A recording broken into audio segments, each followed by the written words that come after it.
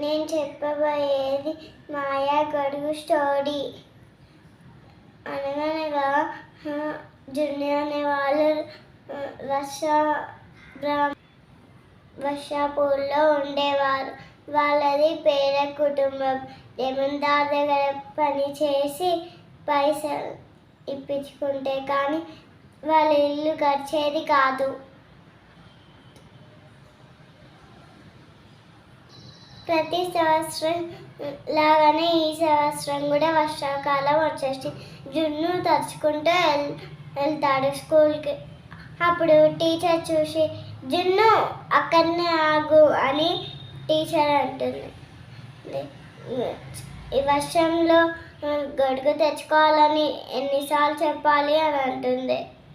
అప్పుడు టీచర్ గారు నా దగ్గర గొడుగు లేదని అడుగుతాడు.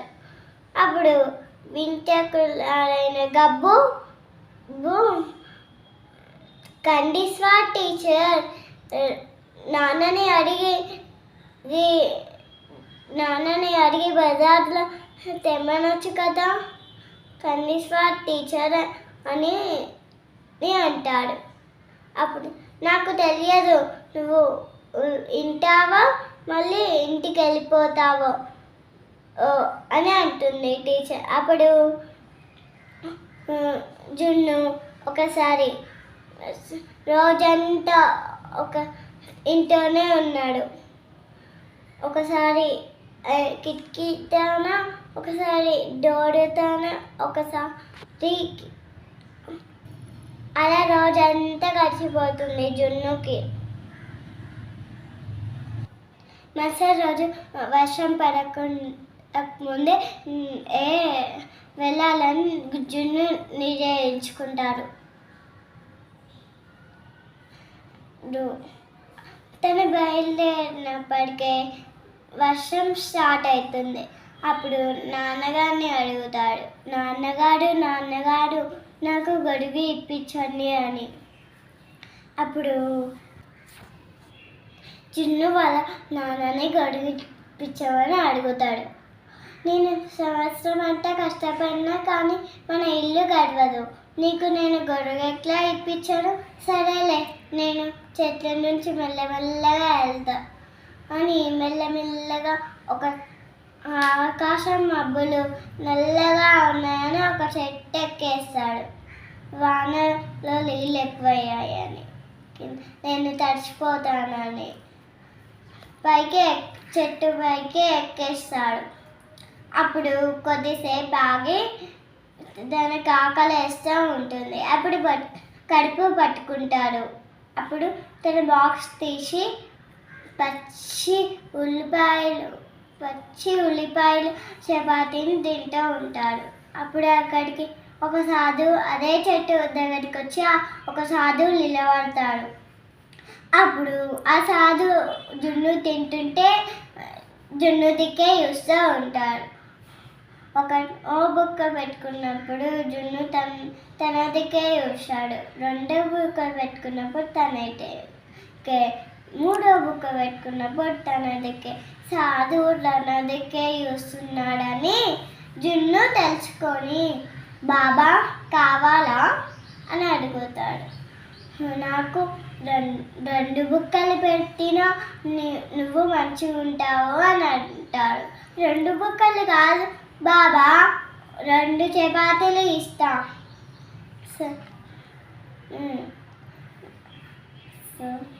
కానీ పచ్చి ఉల్లిపాయలు చపాతీ ఉంది, ఏదైనా పర్లేదు నాయనా అని అంటాడు. అప్పుడు ఏమైంది నాయనా అని జున్ను 2 చపాతీలు ఇస్తాడు. అట్లే పచ్చిపట్ట ఉల్లిపాయలు ఇస్తాడు.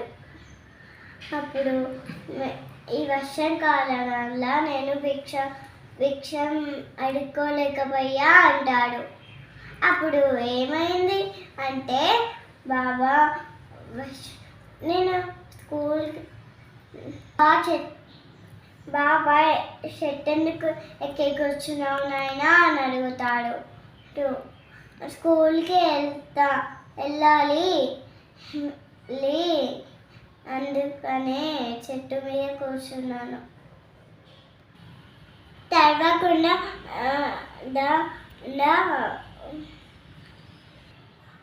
చెట్ల కొమ్మల మధ్య కూర్చున్నాను అని జున్ను చెప్తాడు. నాన్న గొడుగు ఇప్పించలేదు, ఇప్పిస్తాలే అని జున్ను అంటాడు. అప్పుడు సాధు దగ్గర ఉన్న గొడుగు ఇచ్చేస్తాడు.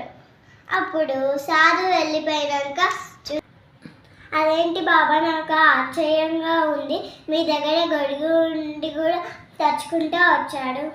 ఈ ఎండలు వానలకైనా ఈ సాధువులకి గొడుగు ఎందుకు అవసరం? సాధు వెళ్ళాక జున్ను కూడా వెళ్తాడు. అరే జున్ను, నీ దగ్గర ఉండే కూడా ఈరోజు ఎందుకు లేట్ వచ్చావు? టీచర్ గారు రేపటి నుంచి తొందరగానే వస్తా, ఒక తాన నాకు ఈ గొడుగు దొరికింది. గబ్బు ఏమంటాడంటే, తన దగ్గర అంత మంచి గొడుగు కొన్ని డబ్బులు ఏడున్నాయి, ఎక్కడన్నా దొంగలిచ్చాడేమో. గబ్బు అని టీచర్ బెదిరిస్తుంది గబ్బుని. అప్పుడు స్కూల్ నుంచి వెళ్ళే టైం అయితే పిల్లలందరూ బయటకు వస్తాడు. అప్పటికే వాన స్టార్ట్ అయింది. అందరూ తన గొడుగుల్ని ఆన్ చేస్తాడు. 2-3 పిల్లలకి గొడుగు లేదు. అప్పుడు జున్ను వచ్చేయండి కానీ ఇంత చిన్న గొడుగులో మేము ఎట్లా పెడతాం? తడవడం కంటే ఇదే మంచిది కదా, చూసారా కూడా పట్టాం. అప్పుడు గబ్బు గొడుగు కూడా పాడైపోతుంది. గబ్బు వచ్చాయి అందరూ నేనొస్తా అంటారు. అప్పుడు తన స్నేహితుల్ని దబ్బేసి తను నన్ను రమ్మన్నాడు అని జున్ను గొడుగులోకి గబ్బు వెళ్ళిపోతాడు. అప్పుడు అలా చూసి అందరూ పిల్లలు దాంట్లోకి వెళ్ళిపోతారు.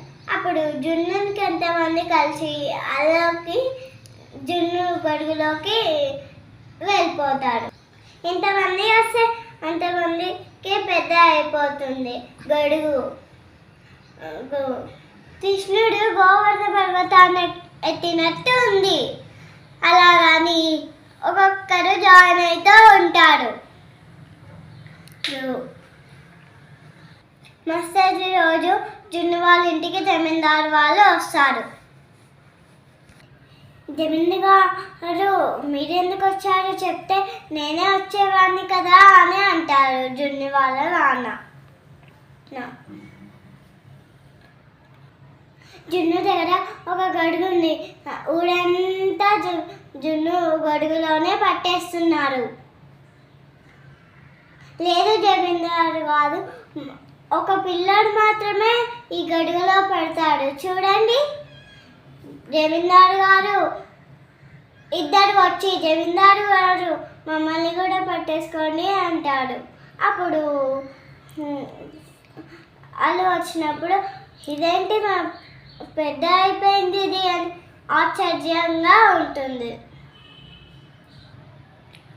అవును, ఇది పెద్దగా మారిందని జున్ను వాళ్ళ నాన్న ఆశ్చర్యపోయారు. జమీందారు గారు ఏమంటారంటే, మన పంటలకు సరిపడే జున్ను ద్వారా వాటర్ని నిల్వ చేసుకోవచ్చు. జున్నుని మధ్యలో నిలబెట్టి ఇటుకాళ్ళ నుంచి చెరువు దాకా ఊరు ప్రజల్ని నిలబెట్టి అటు చెరువు వారికి నిలబెట్టి అటు చెరువులో పడతాయి, అటు కాలువలో పడతాయి. జున్నుని ఈ ఊరికి మంచి జరిగిందని అందరూ మెచ్చుకుంటారు. ఈ స్టోరీ నచ్చినట్టయితే లైక్ చేయండి, షేర్ చేయండి, కామెంట్ చేయండి, సబ్స్క్రైబ్ చేసుకోండి, గంట కొట్టడం మర్చిపోకండి.